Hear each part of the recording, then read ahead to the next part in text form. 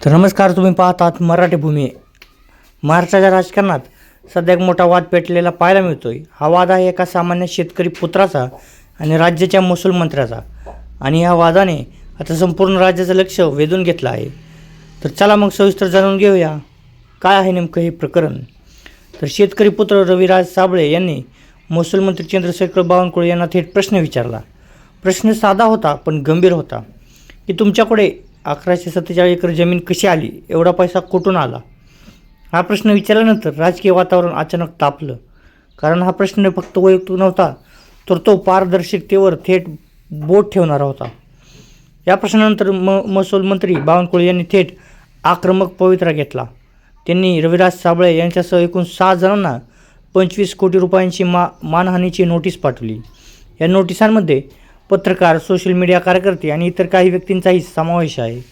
यामुळे आता हा प्रश्न उभा राहतो की सामान्य नागरिकांनी प्रश्न विचारला तर त्याला उत्तर द्यायचं की त्यावर दबाव आणायचा. मात्र या नोटिसानंतरही रविराज साबळे मागे हटले नाहीत. उलट त्यांनी आणखी ठाम भूमिका घेतली. त्यांनी थेट आवाहन केलं की स्वतःच्या लेकराच्या डोक्यावर हात ठेवून सांगा की ही जमीन तुमची नाही.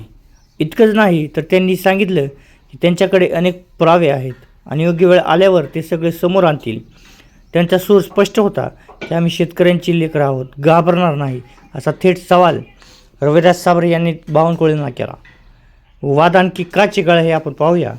तर या प्रकरणात केवळ नोटिसा देऊनच थांबले नाही, तर अनेकांनाही वाटू लागलं की सामान्य लोकांचा आवाज दाबण्याचा प्रयत्न केला जातोय. रविराज साबळे पाटील यांनीही यावर तीव्र प्रतिक्रिया दिली. त्यांनी सांगितलं, जर तुम्हाला आम्हाला गप्प बसवायचं असेल तर सरळ अटक करा, आम्हाला जेलमध्ये टाका, पण आम्ही बोलणं थांबवणार नाही. यामध्ये विठ्ठल कांगणे यांची एंट्री झाली. या संपूर्ण वादात सामाजिक कार्यकर्ते विठ्ठल कांगणे यांनी उडी घेतली. थेट रविराज साबळे यांच्या घरी पोचले आणि त्यांना पाठिंबा दर्शवला होता. कांगणे यांनी सरकारवर सवाल उपस्थित करत म्हटलं की छोट्या लोकांवर 25 कोटींची दावे ठोकून काय मिळणार. जर खरोखर लढायचं असेल तर मोठ्या विरोधकांशी लढा. व त्यांनी पुढे सांगितलं की लोकशाहीत प्रत्येकाला बोलण्याचा अधिकार आहे. हा अधिकार काढून घेतला तर लोकशाही धोक्यात येईल. सामान्य जनतेची भावना काय आपण हे पाहूया. तर या संपूर्ण प्रकरणामुळे सामान्य लोकांमध्ये चर्चा चांगलीच रंगल्या आहेत. लोक प्रश्न विचारत आहेत की प्रश्न विचारणं चुकीचं आहे का, की प्रश्न विचारणाऱ्यांना गप्प बसवणं हे चुकीचं आहे. आम्ही आज शेतकरी, युवक आणि सोशल मीडिया वापरकर्ते या प्रकरणाकडे बारकाईने पाहत आहेत. राजकारण विरुद्ध लोकशाही चालू आहे. हा वाद आता फक्त 2 व्यक्तींमध्ये राहिला नाही, तो आता एका मोठ्या मुद्द्यावर येऊन थांबतो. लोकशाहीमध्ये सामान्य माणसाला आवाज उठवण्याचा अधिकार आहे की नाही. जर प्रत्येक प्रश्नाला उत्तर देण्याऐवजी नोटिसा पाठवल्या जाणार असतील तर लोकशाहीचं भवितव्य काय असेल, असा प्रश्न यांनी उपस्थित केला. आता पुढे काय होण्याची शक्यता आहे आपण पाहूया. तर हा वाद न्यायालयात जाऊ शकतो किंवा दोन्ही बाजूमध्ये तोडगा निघू शकतो, किंवा हा मुद्दा अजून मोठा राजकीय विषय बनू शकतो. सध्या तरी दोन्ही बाजू आपापल्या भूमिकेवर ठाम असलेले चित्र दिसत आहे.